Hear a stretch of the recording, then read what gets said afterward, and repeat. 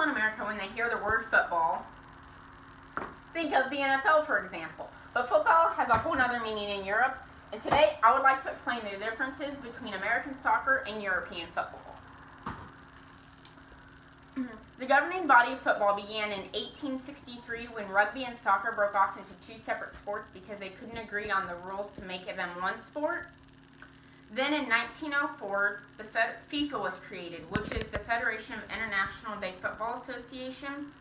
FIFA.com and historyofsoccer.com provided me with this information. Over the years, though, soccer has been changed and modified to fit each league's needs and wants.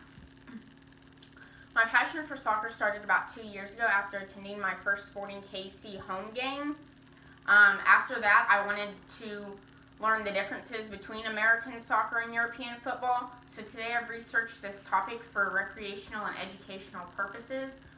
Today I will be covering 3 main points: the MLS draft versus club team recruitment in Europe, CONCACAF versus UEFA, and finally the difference in playoff formats. First, let's start with the MLS draft.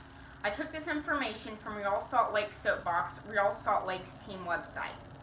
Eligible players are chosen in turns, so basically during the MLS draft, each team is allowed to select players when it's their turn in the round. Eligible players come from high level of college competitions, and often how they perform during their college years determines whether they're eligible to be drafted in the MLS. On the other hand, a majority of European players are acquired through club team recruitment or buying or trading off of the foreign market. There are no school-sponsored sports in Europe, so the only way to participate in a sport in Europe is through club teams.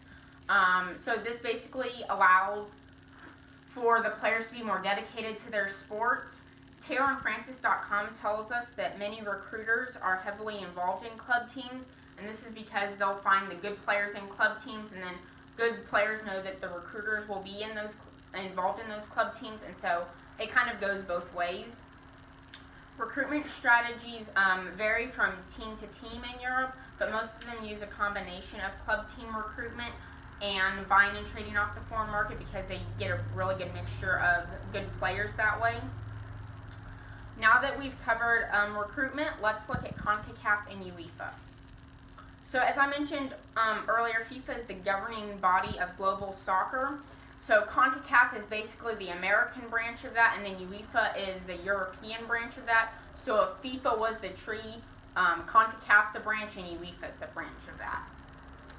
MLS.com defines CONCACAF as the Confederation of North, Central America, and the Caribbean Association of Football. Teams are placed into qualifying rounds in tournaments, and then these qualifying rounds, based on how the teams play, put them into one of 3 tiers. The first tier is A. This holds 12 teams. The second tier is Tier B. This holds 16 teams. And then the final tier is Tier C, and this also holds 12 teams. And then moving on to UEFA, PremierLeague.com defines UEFA as the Union of European Football Association. Unlike CONCACAF, UEFA has 12 groups of 4 teams, but similar to CONCACAF, they play qualifying games that place them into those 12 groups. CONCACAF and UEFA each have their own Champions League, so this is a competition for the best of the best, and each league battles for the title of Champions League. This is accomplished through a series of elimination games. Now that we've covered the players and how they're recruited in CONCACAF and UEFA, let's move on to their playoff differences. The MLS playoff format changed for the 2019 season and beyond.